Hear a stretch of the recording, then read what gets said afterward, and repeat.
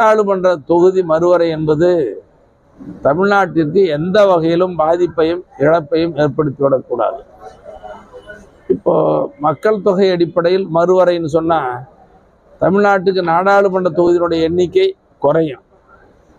அந்த குறைவதோடு நிதி ஒதுக்கீடு உள்ளிட்ட நமக்கு மிகப்பெரிய பாதிப்புகளை எல்லாம் உண்டாக்கும். அதனால இந்த எந்த வகையிலையும் நாடாளுமன்ற தொகுதியினுடைய எண்ணிக்கை குறையாமல் பார்த்து கொள்வது தமிழக அரசினுடைய கடமை என்பதோடு தமிழ்நாட்டில் இருக்கிற எல்லாருடைய கடமையாகவும் நாம் கருத வேண்டும்.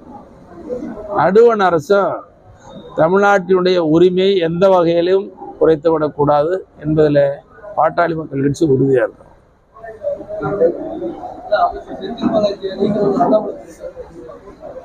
இப்போ ஒவ்வொருத்தரை பற்றியும் ஒவ்வொரு கட்சியிலிருந்து கருத்து சொல்கிறாங்க.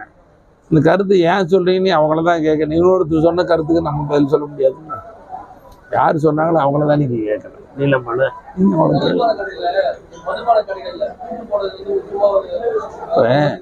நீங்கள் மறுவரை கேட்டீங்க, தொகுதி மறுவரை கேட்குறீங்க, மதுபானம் மற்றதெல்லாம் கேட்டீங்கன்னா மாநாட்டு செய்தி வராமல் போயிடுமே. தனியாக கூட அதை செஞ்சிக்கலாம் கேட்கணும். சட்டமன்றத்தில் நிறைய நாங்கள் செய்திகள்லாம் பேசிகிட்டு இருக்கிறோம். எல்லா பிரச்சனையும் பேசணும்.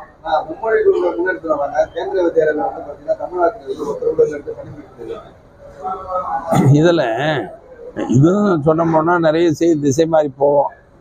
நீங்கள் தமிழ் கல்வி தான் தமிழ் கட்டாய பாடம், தமிழ் கட்டாய பயிற்று மொழி என்பதில் மருத்துவர் ஐயாவும் பாட்டாளி மக்கள் கட்சி நாங்கள் உறுதியாக இருக்கிறோம்.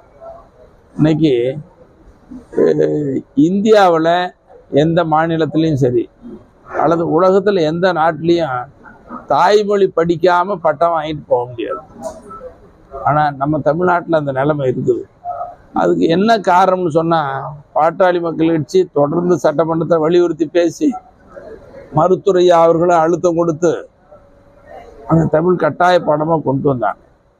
கொண்டு வந்த பிறகு படிப்படியான்னு சொல்லி 1ஆம் வகுப்பு 2ஆம் வகுப்புன்னு சொல்லி கொண்டு வந்த பிறகு இந்த சிறுபான்மை பள்ளிகள், தனியார் சிறுபான்மை பள்ளிகள்லாம் நீதிமன்றத்தில் வழக்கு போட்டு அந்த வழக்கு சென்னை உயர்நீதிமன்றம் நமக்கு சாதகமான தீர்ப்பு கொடுத்தது. அதுக்கு பிறகு அவங்கெல்லாம் உச்ச நீதிமன்றத்தில் மேல்முறையீடு செஞ்சாங்க. அந்த வழக்கு நிலுவையில் இருக்குது. அவங்க கூட சட்டமன்றத்தில் 3 நாளைக்கு முன்னாடி பேசினேன்.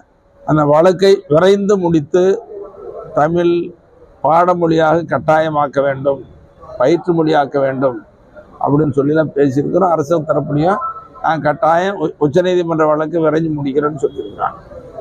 அதனால் தமிழ் கட்டாயம் படிக்கணும், தாய்மொழி. ஆங்கிலம் தொடர்பு மொழி. ஆங்கிலம் மற்ற இடத்துல பேசுவதற்கும் வேலைக்கு செல்வதற்கும் அது தொடர்பு மொழி.